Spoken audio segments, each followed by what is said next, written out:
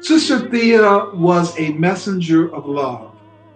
Wherever there was conflict or tensions or anxieties, her presence spoke of God's peace and God's love.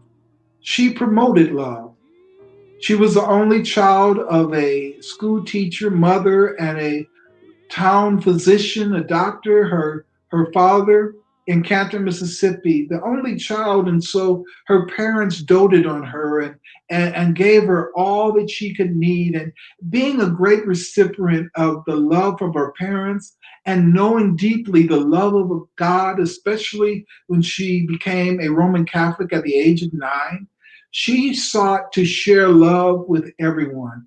There's a story when she was a little girl, she saw in her classroom that there were students that did not have anything to eat when lunchtime came.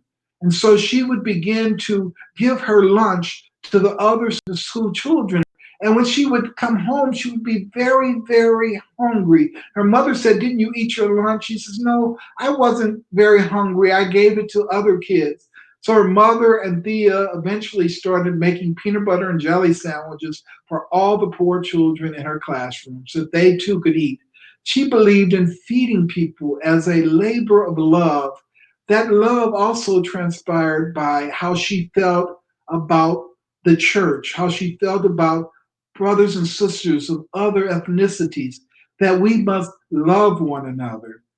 She never thought about being set back or set apart from others, but to truly be present to one another, to be attentive to one another, to show love to another person. She used to say, "Let no opportunity ever pass you by without telling someone who you feel warmly about to say the words, 'I love you.'" She was an apostle for love, for people sharing their cultural gifts with one another and with the church and beyond. She also said that we also have to teach one another about our life experiences and to share all that God has blessed us with. She once said that if everyone lights a single candle, what a tremendous flame we would have. And it wasn't really talking about lighting candles. She would say that if everyone could just do their little bit.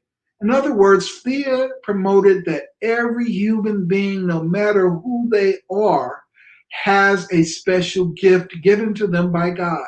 My gift may not be your gift, and your gift may not be my gift, but we all have gifts to share with one another. And if we all just shared our gifts, all lit a candle, what a tremendous flame light that we would have. In my mind and in my heart, Sister Thea Bowman is already a saint. Not yet canonized by the church, but canonized in the hearts of those who knew and loved her.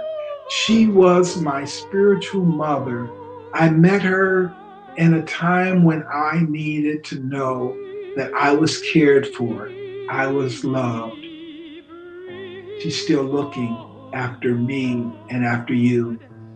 Servant of God, Sister Thea Bowman, pray for us.